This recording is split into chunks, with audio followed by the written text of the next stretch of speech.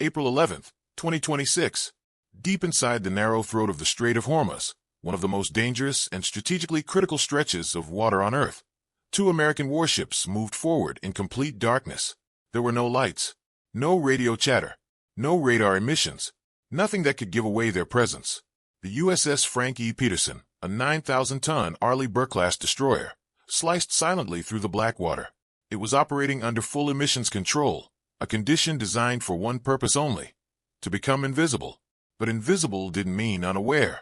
Its Aegis combat system was fully active, silently processing data, tracking potential threats, and building a real-time picture of everything happening in the surrounding battlespace without transmitting a single signal. 300 meters away, moving in perfect formation, the USS Michael Murphy mirrored every maneuver. Two warships, one synchronized movement, every turn, every adjustment executed with mechanical precision. They weren't patrolling. They weren't escorting. They were entering hostile territory, deliberately. Their mission was simple in wording, but brutally complex in execution. Clear the Strait of Hormuz. Not of ships, not of enemies, but of something far more dangerous. Sea mines. Hundreds of them, laid silently across critical shipping lanes by Iran's Islamic Revolutionary Guard Corps. Each mine was a hidden weapon, a contact-triggered explosive designed to detonate on impact or proximity, invisible from above, undetectable without specialized systems, and powerful enough to rip open the steel hull of a warship below the waterline in seconds. One mistake, one miscalculation, and a 9,000-ton destroyer could become a sinking mass of fire and flooding compartments. Beneath the surface, the ocean wasn't empty. It was armed and waiting. For 13 days, the world had been watching the situation unfold. A ceasefire had been announced in what was now being called the 2026 Iran conflict. But the ceasefire was fragile, more political than practical. Iran had agreed to stop direct attacks, but it had refused to reopen the Strait of Hormuz. And that decision changed everything, because nearly 21% of the world's oil supply passed through this narrow corridor. Closing it wasn't just a regional disruption. It was a global economic threat. Energy markets reacted immediately. Shipping companies halted operations. Insurance costs skyrocketed. The entire system, built on predictability and access, began to fracture. Then came the pressure. Publicly, Donald Trump issued a direct ultimatum. The United States would not allow the strait to remain closed. But behind the scenes, before any official statements were made, before the media could react, the decision had already been taken.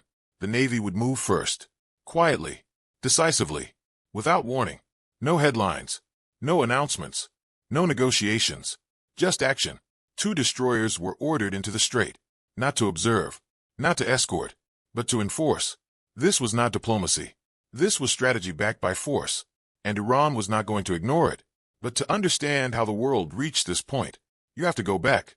Weeks earlier, February 28, 2026, in a coordinated and highly precise operation, the United States and Israel launched a series of strikes across Iran. Military installations, command centers, strategic infrastructure. The strikes were fast, targeted, and devastating. They weren't designed to start a war. They were designed to break a balance. And they did. Among the most shocking consequences was the reported assassination of Iran's supreme leader, Ali Khamenei. In a single moment, decades of strategic deterrence collapsed.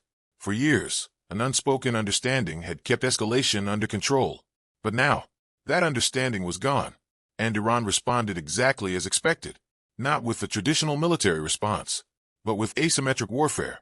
Ballistic missiles were launched toward U.S. bases across the region. Drone swarms were directed at Israeli population centers. But the most impactful move happened quietly, at sea, under the cover of darkness. IRGC naval units deployed hundreds of sea mines across the Strait of Hormuz. No warnings, no public acknowledgement, just execution. And the effect was immediate. Within 72 hours, oil prices surged past $100 per barrel. Global markets reacted with panic. Shipping lanes shut down. The strait, one of the most vital economic arteries in the world, became a no-go zone. A dead corridor. Eventually, a ceasefire was brokered. Pakistan stepped in as a mediator. On April 8th, both sides agreed to pause direct hostilities. But the agreement was fragile, temporary, unstable. Negotiations were scheduled in Islamabad. Expectations were low, and reality proved worse. Talks collapsed. No agreement, no roadmap, no resolution. Tensions didn't decrease. They evolved. Then came April 12th, the turning point. That evening, President Trump made it official. The United States would initiate a full naval blockade of Iran. The deadline was set. April 13th, 1000 hours Eastern Time. But once again, what the public saw was already outdated, because 36 hours before that announcement, the operation had already begun. Inside the strait, in total darkness, the destroyers continued forward, carefully, deliberately, every movement calculated, every second monitored. Then, the first signal appeared, a faint return on sonar, irregular, low signature, but unmistakable. The USS Peterson's sonar operator focused on the display, 40 meters ahead, near the seabed, a shape, not natural, not random, possible mine. There was no hesitation. Combat sonar contact, possible mine. The coordinates were immediately fed into the system, cross-referenced against preloaded intelligence. The result came back instantly. Confirmed threat. They had entered one of the identified mine corridors, one of 14 zones mapped from weeks of Iranian deployment activity. The situation had just escalated. Without a single shot fired, both ships immediately reduced speed. 4 knots. Slow enough to maneuver, fast enough to maintain control. Behind them, already positioned for rapid deployment, MH-60 Seahawk helicopters moved into action. Unmanned underwater vehicles were released into the water. Advanced systems designed to scan the ocean floor in wide arcs, mapping, identifying, and classifying threats in real time. The mission had officially begun. Mine clearance, one of the most dangerous naval operations in existence. Because unlike missiles, unlike ships, mines don't move. They wait, and they don't miss. But what the U.S. Navy didn't yet know was that they weren't alone in the strait. 17 nautical miles to the north, hidden behind the rocky coastline of Kharg Island, Iran was already watching. 6 IRGC fast attack boats sat in complete darkness, engines running at idle. No lights, no signals, no movement, waiting. Their objective wasn't immediate destruction. It was something far more calculated. They wanted evidence, images, proof that U.S. warships had entered contested waters during a ceasefire.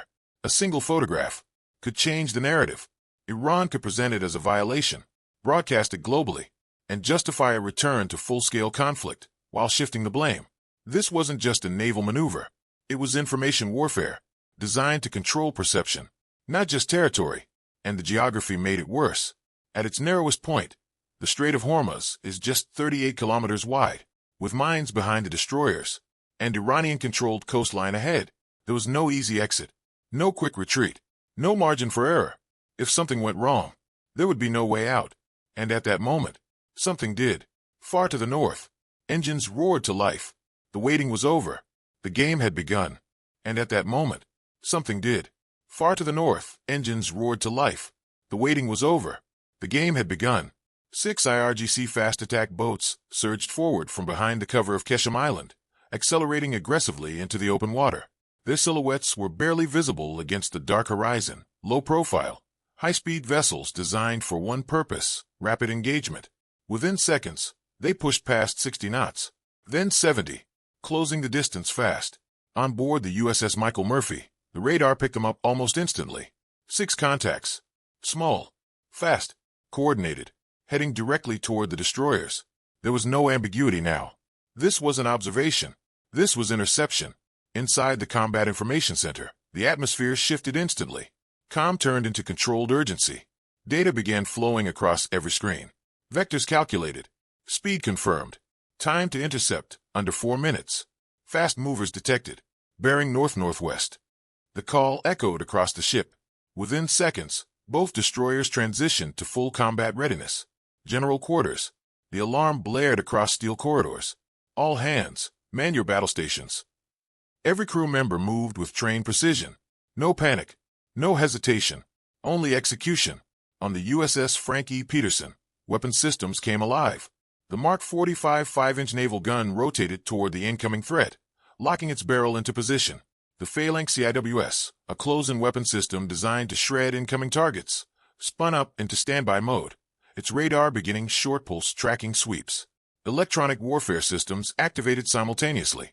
The A/SLQ 32 suite flooded the electromagnetic spectrum with detection signals, analyzing every emission, every fluctuation, every possible threat signature. The destroyers were no longer silent. They were awake. But even now, there was still a chance to de-escalate. At 2,100 meters, a long-range acoustic device was aimed directly at the lead Iranian vessel. A focused beam of sound cut across the water. A warning. Clear. Authoritative. Final. This is the United States Navy. You are approaching a U.S. naval formation conducting operations in international waters. Alter your course immediately, or we will take defensive action.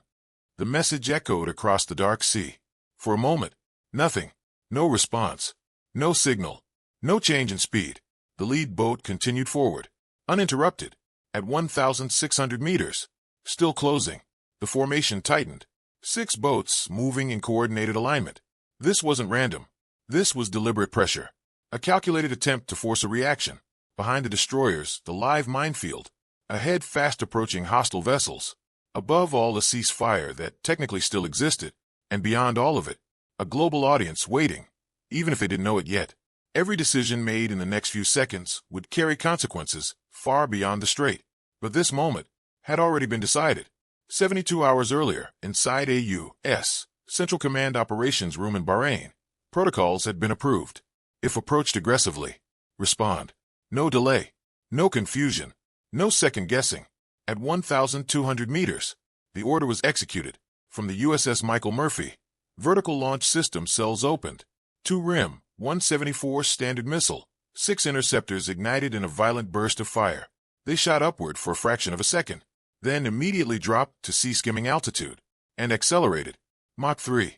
5, a blur across the surface of the water. The first missile detonated just meters in front of the lead Iranian boat. The explosion didn't strike the vessel directly. It didn't need to. A massive column of water erupted upward, driven by the force of the proximity blast. The shock wave hit instantly. The 12-ton boat was lifted nearly 2 meters out of the water. Its structure buckled.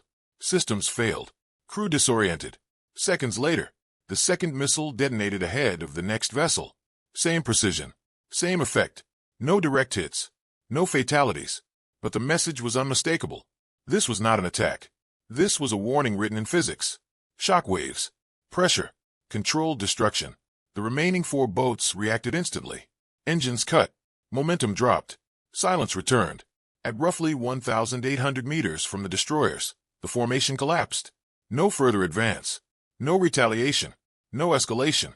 From the Iranian side, the decision was clear. The objective had failed. The cost of continuing, too high. The Boghammer commander stared at his tactical display for a brief moment.